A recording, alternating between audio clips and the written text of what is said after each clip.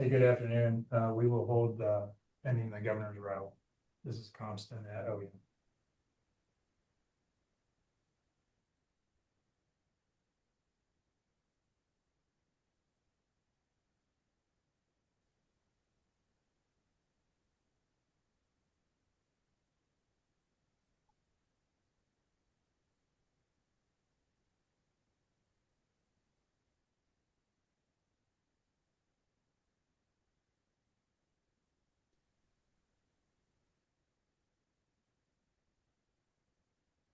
All right, Chief Constant, are we ready to proceed?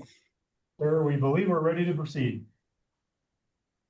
All right, we'll kick off the State of Nevada Commission on Homeland Security meeting scheduled for today, July 15th, 2026, time being 2:31 p.m. And we will kick it off with the roll call. Warren Borst for the record. Governor Lombardo. Here. Sheriff Kevin McMahill. Here. Sheriff Darren Balaam. Colonel Kyle Serfolio. Todd Fasulo. Here. Thank you. Mitch Fox. Chief Fernando Gray. Here. Thank you. Dr. Ikram Khan. Present. Thank you, sir. Chief Richard Edwards. Shannon Lewis is here on his behalf. Copy, thank you. Richard Perkins. Here.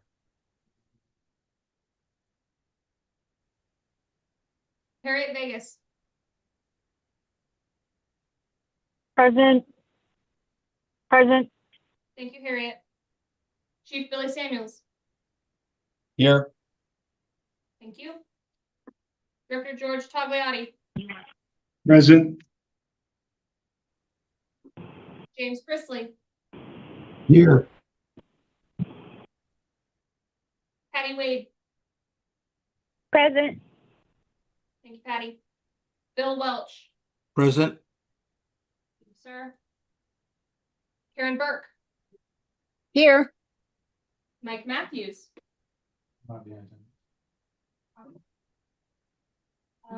Senator John Steinbeck. Here. Thank you, sir. Chris Ibsen. Assemblyman P.K. O'Neill. Here. Burt Carroll. Brett Comston. Present. Christopher Delzato. Samantha Laddick. Here. You have quorum. All right, thank you. We'll move on to the first opportunity for public comment. And bear with me. I have a new statement that has to be read per NRS. This is the first period set aside for public comment. If you'd like to make a public comment by phone, please call in by dialing 669-219-2599. When you are prompted to enter a meeting ID number, please enter 202-331-8963 and press the pound symbol. When prompted for a participant ID, please press the pound symbol. When asked to provide a public comment, please press *6 to unmute yourself and *6 again when your comments are complete. So in order to give people time to call in, let's start with the Zoom platform. Does anyone on Zoom have a public comment?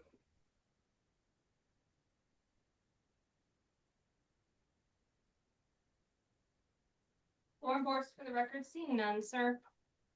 Okay. Now let's move to the phone. Is there anyone on the phone who would like to make a public comment? Please press *6 to unmute yourself and make your public comment, and press *6 when your comments are complete.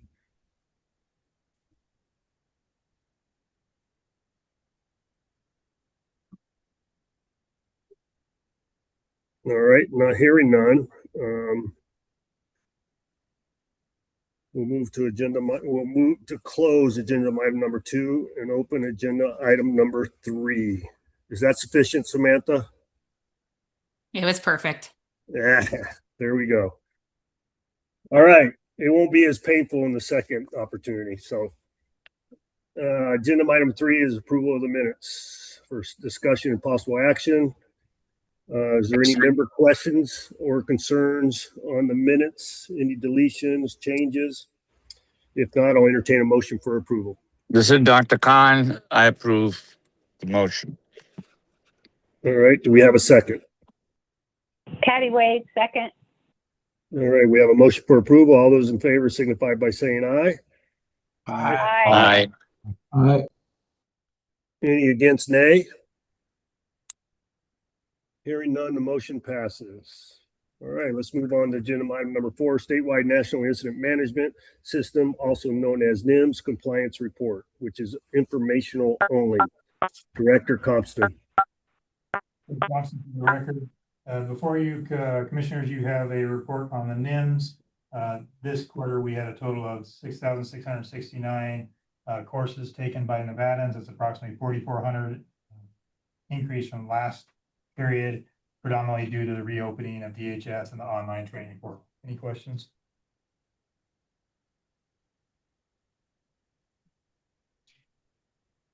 Do you have any member questions? If not, we'll move on to agenda item number 5. Review of the federal fiscal year 2026 State Homeland Security Program SHSP recommendations for discussion and possible action. Chief Compton. Noted, sir. As briefed earlier this year, beginning with the 2026 grant cycle, all grants will be competed each year. There are no more automatic renewals. In addition to the FEMA's national priority areas, OEM, HS, with the governor's approval, provided enduring focused investment areas for capabilities Nevada wants to retain or improve in the grant notification. The total state Homeland Security target allocation is $4,326,750. There are 5 national priority areas requiring a 30% minimum spend across all 5 areas. There are 2 specific spends within those 5 national priority areas. One is supporting border crisis response and enforcement at 10% or $436,275, and 3% minimum spend on enhancing election security or $130,000, $882. There's a 35% must be dedicated to law enforcement terrorism prevention activities. 5% is allocated to OEM for management of the projects within this grant. A total of 16 out of 21 projects from across the state were recommended for funding with the available target allocation. All national priority areas, law enforcement, and Nevada-focused investment areas spending requirements are met by the attached recommendations. Be advised that there is uncertainty regarding the actual amount approved sub-applicants will receive due to FEMA's application of a withhold condition in this year's enhancing election security national priority area. If Nevada is unable to comply with the election requirements, 20% of the total Homeland Security grants will be withheld from payment. The Homeland Security Finance Committee recommended approval of the project rankings as presented by the NRAC this morning. Any questions? Chief Compton? Kevin, Sheriff McMahill, any comments? No, sir, other than they had a very short time to put this and get the turnaround done. I think they did a great job. And there was really no discussion in regards to the SHSP funding. All right. Chief Compton, can you further explain the 20% penalty for failure to comply with the elections process? How is that being determined, or is that falling under the Secretary of State? Brett Thompson for the record. So with the 20% withhold requirement, there are 5 different elements or categories that fall within that the state has to be able to do. We have to remove the ability to have QR codes or scannables.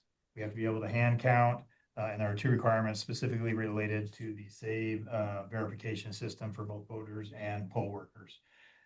As it currently stands, we in Nevada are not in compliance or able to comply with the SAVE elements, as the Secretary of State's office has indicated to me.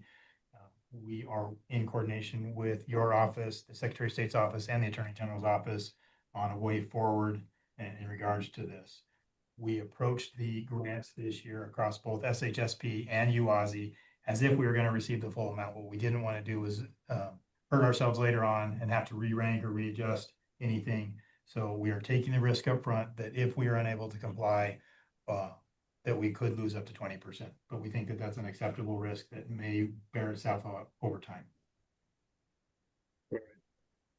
Any questions from the chief? Got some questions, Governor. Yep, Governor. Oh, sorry. Go ahead, Chief.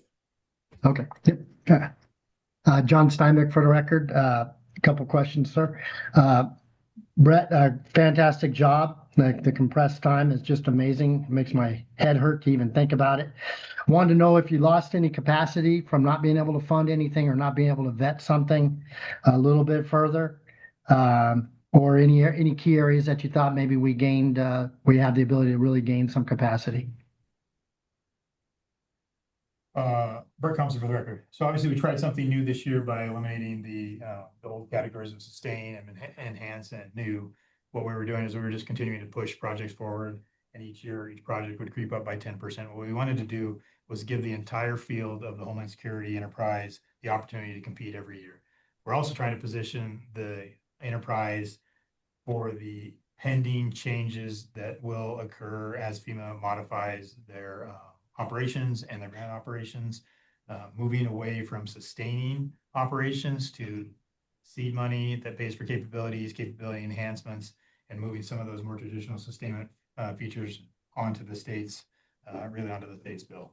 And so we tried to posture this for that. As I look across the rankings, at least in regards to SHSP, I don't see any loss of capability. There are a lot of really good projects. There was a lot of good discussion. There was pre-discussion related to the fusion centers and the immense value in which they provide. And so when we implemented the Nevada focused investment areas, we looked at back over the last 10 years and we tried to say, what does the state continually invested in? And we also looked at what have we most recently invested in. So if something had been invested in 5 years, but hasn't been invested in 5 years, in the last 5 years, we didn't include that. And so we tried to make sure that we continue to invest where we put money before, that we start to posture the state in a way that will allow us to evolve with the FEMA transitions, really spread the peanut butter the best we can to support Nevadans in this enterprise. Thank you, Governor. Thank you, Chief Compton. I think you guys did a great job again. I was kind of curious about, I saw one on there as well about submersible pumps from fire. Can somebody explain exactly what that is going towards and what that project is? Sure, I believe that was on the UASI grant, and I would ask that we defer that to when we talk that particular area. Yes, sir. That's all I have, Governor. Thank you. Governor, this is Billy Samuels. I have a question for Chief Compton. Go ahead. Hey, Brett, when you look at the 20%, when it comes down to if we don't win that and we are going to lose that 20% funding, is that funding going to be taken from the bottom, the projects closer to the red line, or is it going to be a 20% hit on all projects that have already been awarded? Brett Thompson for the record. So the way we approached this, Chief, was 20% across the board, all projects. Thank you. So what is that 20% number, Chief? Sure.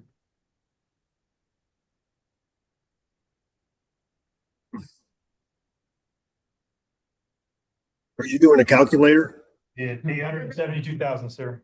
I'm sorry, what was it? 872,000, sir. Is that effective on UASI also? That is the SHSP portion. That would also be 20% on the UASI. It is universal. Okay. All right. Any further questions? If not, I'll entertain a motion for approval of agenda item number 5. Billy Samuels, so moved. All right. Do I have a second? Second, Patty Wade. We'll give that to Patty Wade. All right. We have a motion for approval. All those in favor signify by saying aye. Aye. Aye. Aye. Aye. Any against, nay? Hearing none, motion passes. All right, let's move on to agenda item number 6, review of the federal fiscal year 2026 Urban Area Security Initiative, also known as UASI, program recommendations for discussion and possible action. And will that be you, Chief Constant, or Deputy Chief Brian O'Neill? That'd be Chief O'Neill, sir. Go ahead, Chief. Good morning, Governor and Commissioner. Brian O'Neill for the record. The total urban area security initiative target allocation was $7,671,239. There are 5 national priority areas requiring a 30% minimum spend. The 2 NPA categories with minimum spend requirements are supporting border crisis response and enforcement for $767,125. That's 10%. And enhancing election security, 3% minimum spend for $230,137. 35% must be dedicated to law enforcement terrorism prevention activities, and 5% is allocated for OEM's management of the projects within this grant. A total of 30 projects were recommended for funding with the available target allocation. 77% of those were law enforcement terrorism prevention activities, so over twice the recommended number from FEMA. All NPA's law enforcement and Nevada-focused investment area spending requirements are met by the attached recommendations. The Homeland Security Finance Committee recommended approval of the project rankings as presented by the Urban Area Working Group in a 4-2 vote. The Homeland Security Finance Committee's motion to approve included a recommendation to the Homeland Security Commission to create a working group to coordinate drones as first responder within the UASI area. So with that caveat, the Las Vegas Urban Area Working Group submits these projects for your consideration. And there were 8 projects that did not pass above the line. One of them, the submersible pump, I can answer that question now, or we can hold that for now. Go ahead, Chief. Go ahead and answer it. Okay, the submersible pump project was submitted by CCFD as a regional project that incorporated all the area fire departments in Clark County to provide submersible pumps, generators, hose, and attachments for times when the water supply was not available due to disruptions in utility service. And it would allow fire departments to draft from static bodies of water, such as backyard pools, to suppress fires. And so that project was submitted by CCFD on behalf of all fire departments, and it came in below the line. That was a $120,000 project. Thank you, Chief. Thank you, Governor. So Chief Samuels, could that not be funded through the general fund? Billy Samuels for the record. It could, sir, but we definitely would not fund that. It was going to be assigned to 2 pumps for every battalion, and we would not be funding it for LVFR, North Las Vegas, Henderson. But we could definitely, and the price really isn't that astronomical. It's just a new project that would be a little bit innovative. But Clark County Fire was very fortunate this year. We pulled those projects fairly early on, or we left the projects, but not as one of our higher priorities, sir. Okay. Right. Are there any questions, concerns, comments? Governor, Sheriff McMahill for the record. Go ahead, sir. I'd just like to bring up, apparently there was some discussion in finance that finance was the wrong place to have this kind of discussion in regards to 2 areas. And one of which is the Southern Nevada CERT, Community Emergency Response Team. And the other is our funding of drone programs for a variety of the different applicants. I'll start with the drones. And I just think it's something that the larger Homeland Security Commission needs to consider as well, obviously with the compressed timeframes that we all had to work within. My major concern remains that these are very expensive pieces of equipment, and I'm not necessarily convinced that they belong in the UASI and SHSP funding environment on a consistent basis, especially when you're talking about all of the challenges of maintaining the equipment, replacing the equipment, subscriptions, maintenance, all the types of things that go in there. And so I asked for us to all consider that not only the city of Las Vegas, but North Las Vegas and Henderson and fire as well in regards to some of their request for funding through these processes, that we have some more robust discussion, which was the catalyst for creating that new subcommittee to work on some of the challenges associated with this. In addition, within the two major urban areas, I really believe that they need to be coordinated through the Southern Nevada Counterterrorism Center here in the south and whatever mechanism up in the north, so we don't have redundant systems that are covering one another, and that we're utilizing this to the maximum effectiveness as we continue to move that forward. So I don't know if anybody else wants to weigh in on that before we move on to the next one. Yeah, Kevin, is the idea to address this in next cycle's funding mechanism?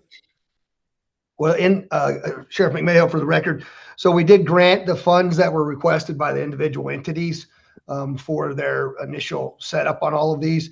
However, we also we saw wide variance in pricing. So the idea is to come together and have that unified approach, so that when we're purchasing these types of drones, that we're getting the maximum effectiveness and value from the provider because of the numbers that we're buying and how we are buying them.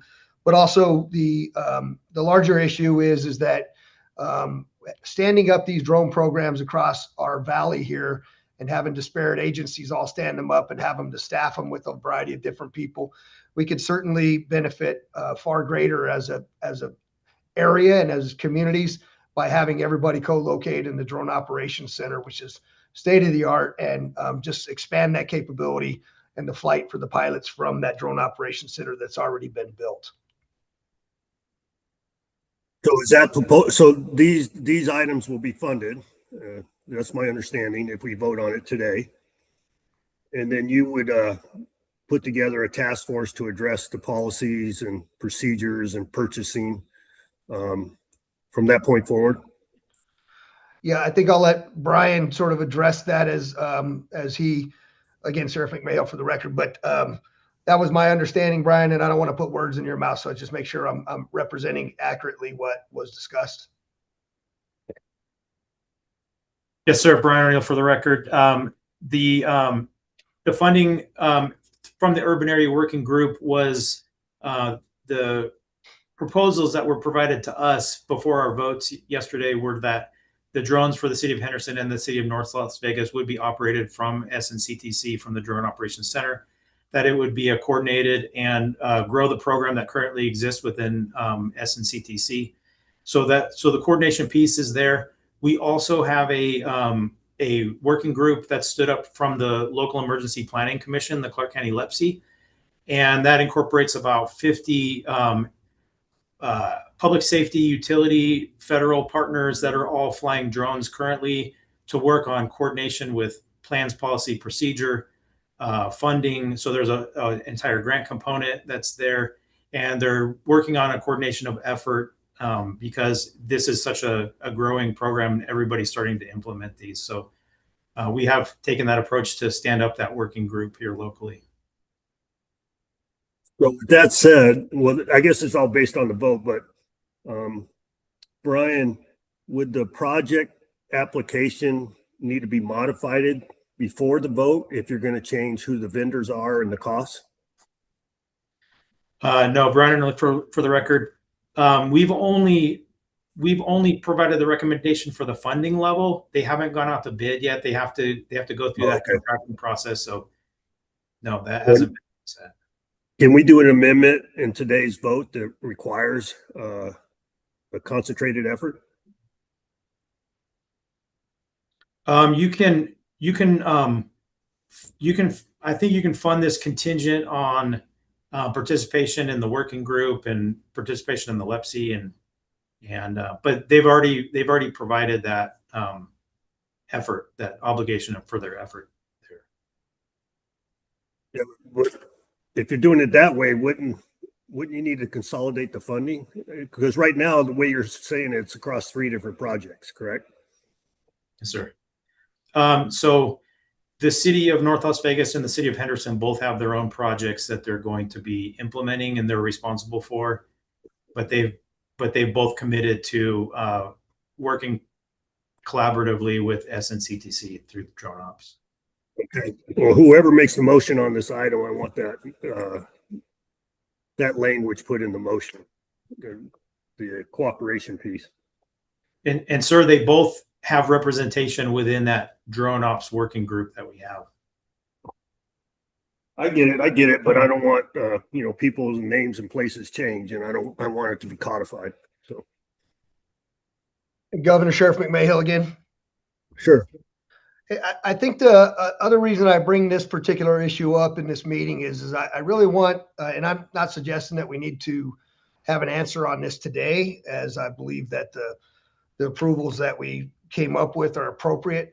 I think the larger question really is for this commission is that, do we want to continue to allow what we know in an environment of shrinking funding for UASC and SHSP, the types of drone programs that are going to continue to cost a tremendous amount of money as we look to expand these? And is this the right area for us to allow municipalities and jurisdictions to continue to come back to for funding for drone expansion of the programs that exist in their there's some Biden funding or the Skyline funding that's out there right now that I think jurisdictions should be looking at as well, as far as funding some of these types of programs. And I'm just concerned in particular with the amount of cuts that we've seen in these two funds and the direction that the federal government seems to be going with the Homeland Security task forces and the funding with DHS and ICE and a number of other areas, that we will continue to see cutbacks in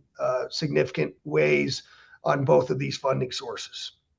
So I just think that it's something that as a commission, we need to continue to look at and have discussions about as we move forward. Right. I agree with that aspect. And Brett, as a matter of note, could you make that an agenda item in the next meeting? Yes, sir. Because I believe Brett can provide that direction in project submittals in the next budget cycle as to whether that would be accepted or voted on forms of submittal. Is that correct, Samantha? Well, I definitely think it's something this group can talk about, at one of our quarterly meetings. And Brett has the ability to make some rail posts for the grant. But I do think it should be a collective, we should collectively discuss it at the next quarterly meeting. Okay. All right, let's make sure that's an agenda item. So Sheriff McMahill, did you have another subject? Yeah, so thanks, Governor Kevin McMahill, for the record. The other issue I just wanted to bring to the commission's attention is we had a lot of debate around this particular issue.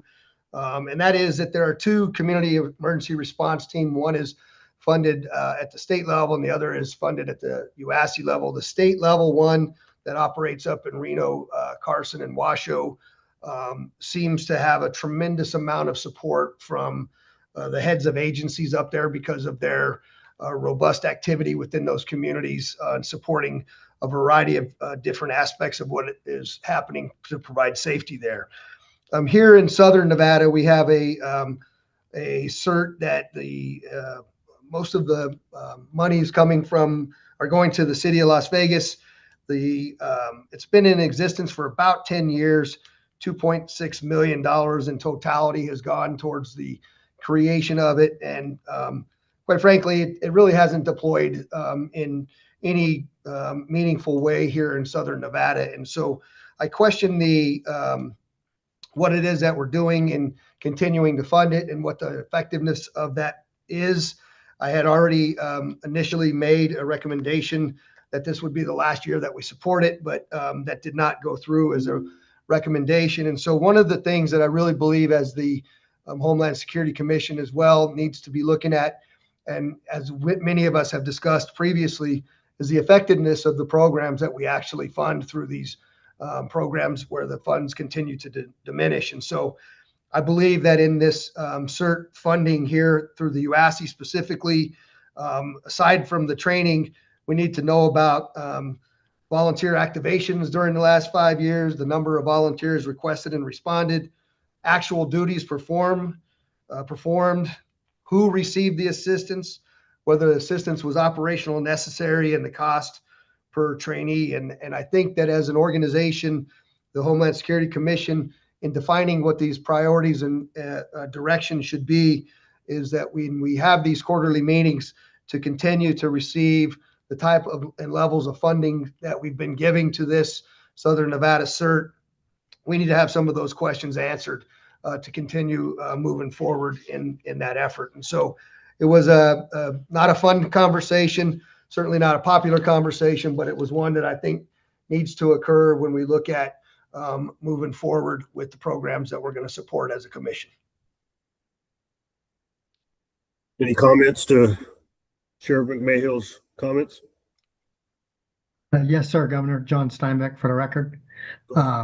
Yeah, Sheriff, so I've always noticed the same difference, right, in the state and some of the smaller jurisdictions as much more of a volunteer management and mobilization program, to where the one in Southern Nevada has seemed to be mostly focused on preparing people for their own emergencies or to help out in neighbors and having some area of expertise.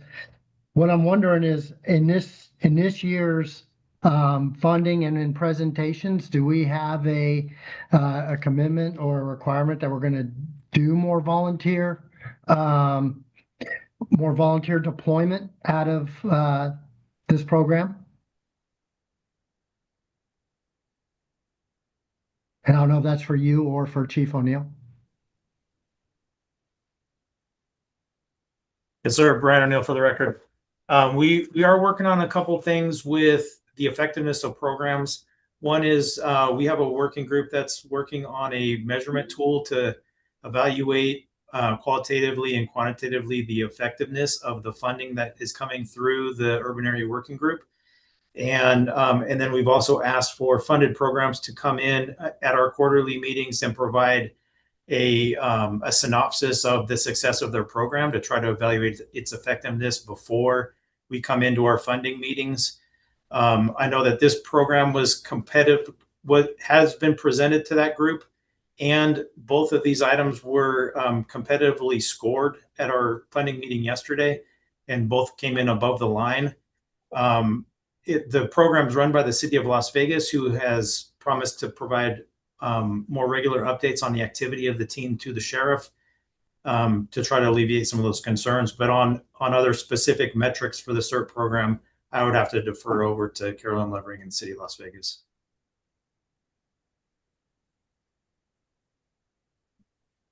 Is she online? Director Thompson, I see her on the line. Hi, Governor. Hello to the Commission. Carolyn Levering from the City of Las Vegas. For the record, was not expecting really to speak today on this subject, but I will say that the City of Las Vegas has been the steward of this program, and much in the way that SNCTC is not exactly a metro program. The CERT program is not necessarily just a city project. This project has been part of serving all of Southern Nevada. Actually, it extends well beyond the last 10 years.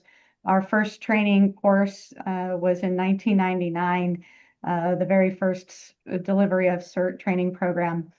When the Homeland Security grants came online in 2004, there was actually a dedicated funding stream. Some people might remember the Citizen Corps program was dedicated to funding programs like CERT.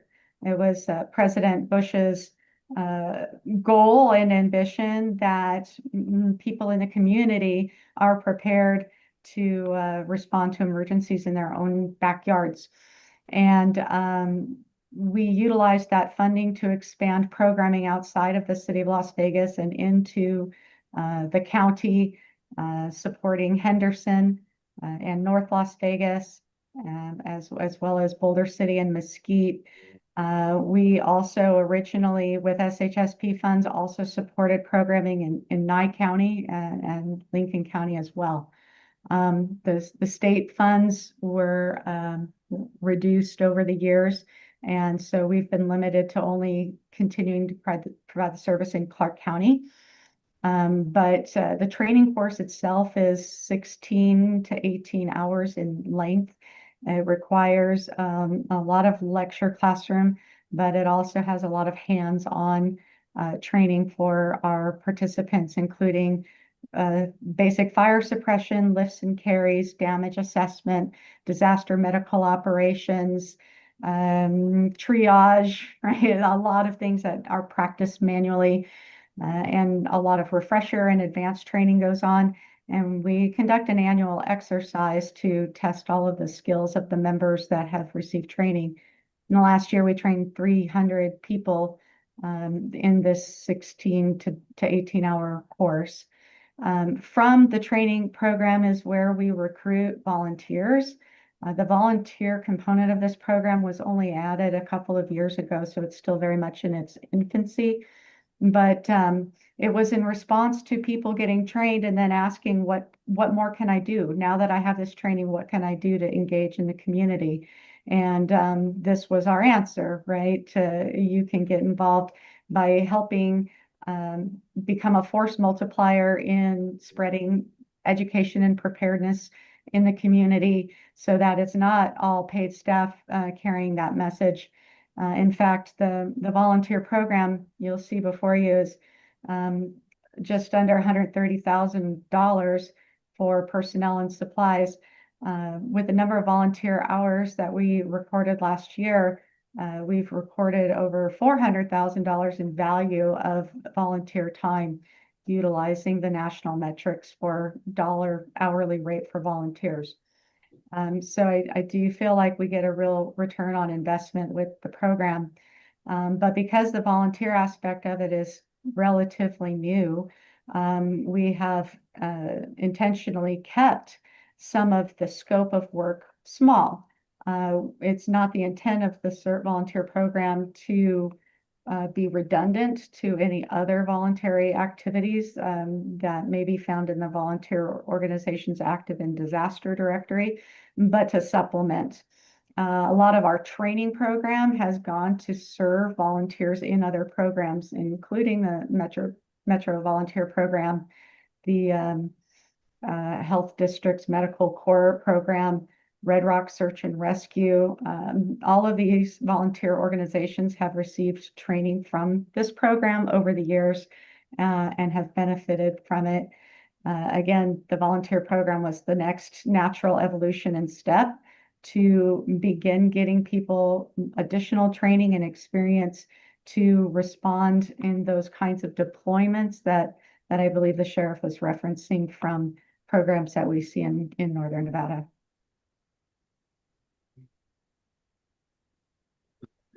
Carolyn, I'm sorry, is that all? unless I failed to answer one of your questions, sir. Oh, I believe you did. Does any members have any questions of Ms. Levering? I do, Governor Lombardo. This is Fernando Gray for the record. Carolyn, I just would like to first of all say how much I support CERT teams. As someone that actually has had emergency management in my portfolio, I know that they're a great force multiplier.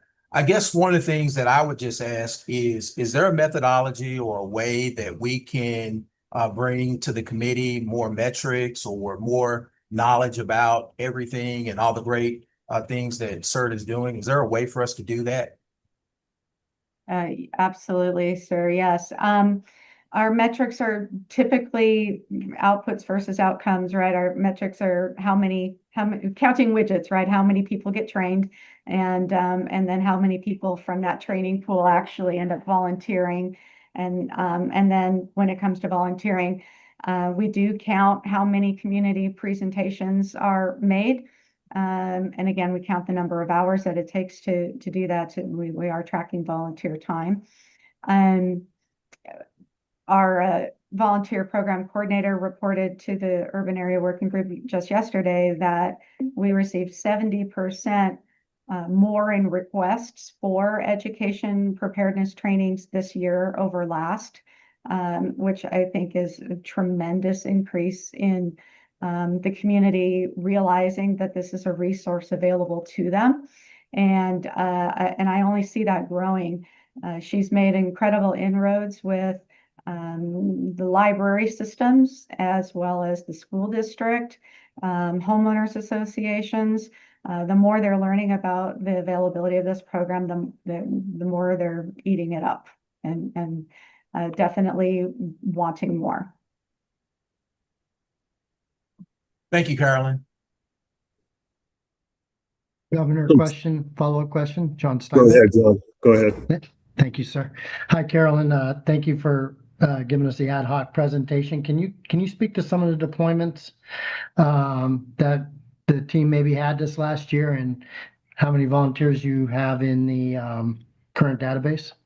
Yeah, so we support all of the trained members that have affiliated themselves with volunteer programs. The city is maintaining data on all of the registered volunteers that come through the city's system as far as our fingerprinting, background checking, drug testing, all of that. All of those volunteers go through that whole process. And we also provide support to rural Clark County volunteers. The volunteers themselves are managed through Clark County Emergency Management for those areas. As far as, say, Laughlin or Moapa, we provide the training in those areas on their behalf, but they manage their own volunteers. But we provide support to the volunteer management by offering what limited equipment we can do due to limitations of the grant of what we can and cannot purchase for the program. I love to point to the city of Mesquite as an excellent example of where we've trained many members of their community, and they have formalized their volunteers through their fire department to activate on a regular basis. I was talking with Chief Andrews about this just yesterday, where he said he didn't know what he'd do without them, because he has them deploying, again, same way that we are as far as educating the community and preparedness information, but they do also have a more active deployment than we do in the urban core. But they have also been managing volunteers for many, many more years than we have here. But those deployments, again, CERT members are trained for very specific activities, and we don't want to duplicate or cross over other activities that are already being conducted in the community. But we are a force multiplier and a supplementary. We don't have that forward facing just yet because it's still a very small program when it comes to the volunteer deployment. We have up to 50 volunteers currently deployable. To be deployable, they have to pass through all of those, not just the basic training, but the background checks. And also they have to complete advanced training, including the incident command system, 100 and 200 at a minimum. They also take 700, as well as additional online CERT and volunteer management and donations management type programming.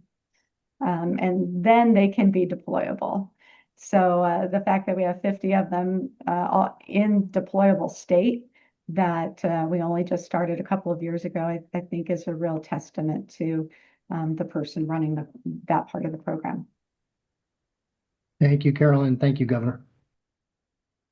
You're welcome. Do we have any further questions of Ms. Levering? Governor Richard Perkins here. Go ahead, Richard. Thank you. And going back to Sheriff McMahon's comments and the concern about dwindling resources, and look, I think I've watched the CERT program and the volunteer aspects of this for many years, but I guess a couple of questions, and I'm not sure they even need to be addressed today. But since this is a regional program, is it best housed with the city of Las Vegas? And nothing against the city of Las Vegas, but they're also have a jurisdictional boundaries that constrain at least the belief of this program. And then has this, with the dwindling resources, has these efforts been contrasted with other programs that serve regional needs? And then lastly, it's great that we've got these volunteers, and many of them might have been on the job for many, many years, but do they need recurrent training to keep them, current in the efforts that they are going to be deployed in? And thank you for that question. Yes, refresher training is conducted regularly, as well as advanced training opportunities as they become available. For example, we recently began implementing opportunities for ride-alongs for volunteers with local fire department. As an opportunity for that kind of advanced exposure and starting to integrate more with that operational aspect of deployment. Again, it's still in its infancy from that respect. In addition to the refresher and advanced training opportunities we offer, we do conduct a full-scale exercise annually. I'm happy to invite anybody who would like to see it. It's scheduled for November 7th this year. We partner with Southwest Gas to utilize their training center in Henderson to conduct this exercise. And all of our deployable volunteers participate in that, and it gives them an opportunity to practice the skills that they've learned over the course of many years, and get that more real life feel for the exercise. Rest of the year, many of them participate as actors in exercises for other agencies, right? So we always need victims and survivors, and CERT volunteers often are called upon for that sort of activity. So that may not fall under the definition of deployment, but it's certainly an activity that we need people to fill in this community, and they fill that gap.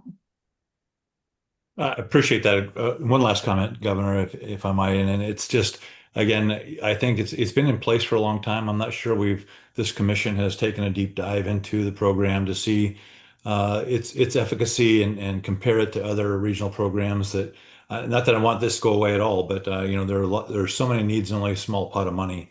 And then lastly, is it, after all these years, is it still well placed where it's at? And I think that's a question for this commission to evaluate and in a moving forward basis. And appreciate the opportunity to have the conversation.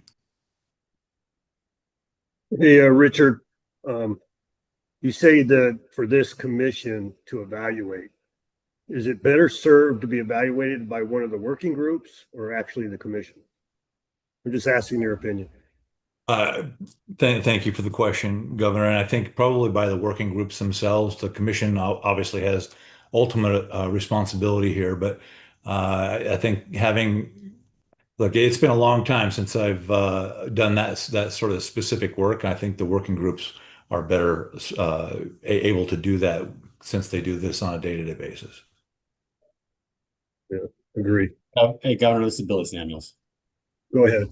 I think this is definitely in the purview of the urban area working group. Clark County does share that with Chief O'Neill. That would definitely be something that they can look at if that's something at the recommendation from this committee. Okay. So Chief O'Neill, you had mentioned two separate working groups. So you got one was the urban area. What was the other one? The other one that we have is the UAS counter UAS working group. Brian O'Neill for the record. Say that again. I'm sorry, I cut you off. That's okay, sir. The urban area working group is the voting pool of the Las Vegas UASI, and the subcommittee within that working group is the UAS counter UAS working group. And what about the state homeland grant program? Is that LEPSI? What is it? State Homeland Security Program is part of the Homeland Security Grant Program.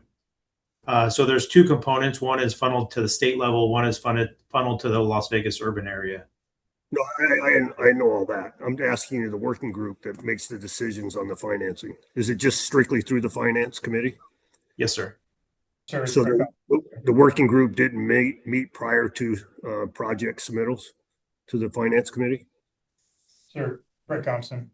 Go ahead, Brett. It's NRAC, the Nevada Resilience Advisory Committee. It's established through NRS. Right. That's the one I was failing to remember. Okay. All right. So, is there any other further questions or comments before I ask my final questions here? So, Brett, help me understand what, in your opinion, since you're the OEM advisor, prior to asking for a motion, we defer the CERT to the Urban Area Working Group, and the drone program, instead of agendizing, we push that also to the working group. Sir, my recommendation, Brett Thompson, for the record, is the following. I think we do two things. I think that we delegate or we task from this commission to the Southern Nevada Counter UAS Working Group the task of coordinating and synchronizing the drone operations within Clark County or the UASI, as suggested by Sheriff McMahill, to economize and make sure that the purchases are as efficient as possible and synergized. I think we do a my secondary recommendation, sir, is that at the next meeting of this commission, I will schedule for a presentation related to and facilitate a discussion for the future of drone operations across the state of Nevada. And I think in that, what we do is we bring forward that group from Southern Nevada, the Southern Nevada UAS Working Group, as well as we bring forward NTAC, who is initiating a working group for Northern Nevada on the same premise. And we also bring forward some experts to talk about the threats that we are seeing and experiencing. And I'm referencing back to, I think, last situation report I sent you on some of the things that have recently occurred here in Nevada related to those threats. I think it is probably time across the board. It's not just about how we spend the money, but it's also how do we prepare for what is inevitably in our future in this Homeland Security space related to drones. All right. I would be uncomfortable trying to make a stab at that convoluted motion. Okay, hey, Samantha, can the recommendations for the working groups, can that be done outside of a motion of the UASI approval? I kind of feel, to be honest with you, I kind of feel like the agenda item really only allows us to approve the proposals today. So I might suggest that we just make that a topic for the next quarterly meeting to discuss how you want to move forward next go around. I hate to wait for another quarter when we're going to provide directions on evaluation, especially on award performance, for each one of the projects to provide performance measures. Can that direction be provided by the actual working groups? Is that a question for me? I'm trying to track what you're asking. You're trying to ask for this grant cycle? No, what I'm saying, no, we can do agenda item number 6 separate as it stands, but I want to ensure that this commission provides directions to the working groups to move forward with the questions that are being asked today and the performance metrics and everything else and what needs to be done in the future in evaluation of these individual projects. And I think whoever's the chair of those groups, they can provide that information outside of this action, correct? I would agree. I think you would take action on the grant proposals and you can give direction to Brett and to Brian to work with their respective subcommittees to move forward in that direction. Does that work for you? Yeah. Is that your understanding, Brett? Yes, sir. And Sam, Brett Thompson, for the record, as a SAA, could we issue guidance through, say, Bulletin 2 on expectations for grant awardees to present the data that we talked about today? I think so. I mean, I'd like to see what you're proposing, but I think so. As the SAA, you have a lot of authority to kind of navigate the grant. Right. I agree. Understood. All right. So then with that being said, I'll rely on you, Brett, to handle those 2 separate items. And then even the agenda for next meeting to ensure that the CERT performance is placed on, no, not the CERT performance. Well, either one, whatever one you choose is appropriate for the next agenda commission meeting. So,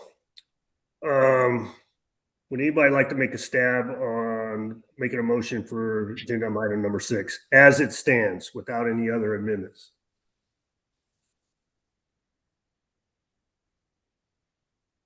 Sheriff, this is Billy Samuels. I make a motion to accept the recommendations of the UASI Urban Area Working Group as it stands to move forward with the funding process. All right, do we have a second? This is Bill Welch, he'll second. All right, we have a motion for approval. All those in favor signify by saying aye. Aye. Aye. Aye. All right, any nays? I'm sorry, that last one, was that you, Dr. Khan?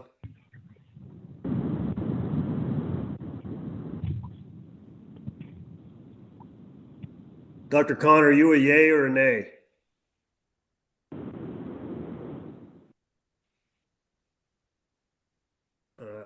We've lost communications with you, Dr. Khan. Either way, I know we have enough votes for it to pass. So. All right, so that motion passes, and we'll move on. If there are any further comments, we'll move on to the second opportunity for public comment. Agenda item number 7, public comment. This is for discussion only. Does anyone on the Zoom platform want to make a public comment? Governor John Steinbeck, real quick, public comment that I'm just grateful to be back as a member, assigned as a member of this commission, and really care a lot about this work. And I think everybody's done a great job. And so I'm just grateful to be back appointed to this position. Thank you, sir. Thank you. Governor Billy Samuels. Go ahead, sir. Just want to say, hey, thank you for all the hard work for INRAC, the Finance Commission meeting, the UASI, and all the projects that have to go through all this. This was a quick turnaround, like the Sheriff McMahill said. Kudos to everybody. I know it's challenging. I saw some great pictures and people yesterday morning during that meeting. Kudos to them. A long day for their family, so I appreciate it. Thank you for saying that, Billy. All right, I'll have a public comment. Does anybody have any idea what's going on with Kevin McMahill's mustache? No comment. It looks very Italian. Did he fall off? All right, if there are no I'm here, I just choose not to I got a respond. couple. So we did the Zoom. Now, do we have any public comment on the phone? If you have a public comment on the phone, hit *6 to unmute yourself and make your public comment. Press *6 when your comments are complete. Give it a moment to see if anybody unmutes.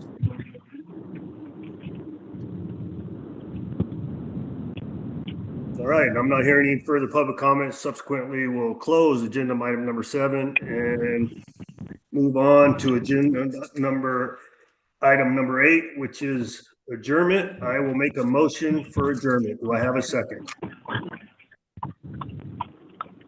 Second. All right, who is that? Who made the second?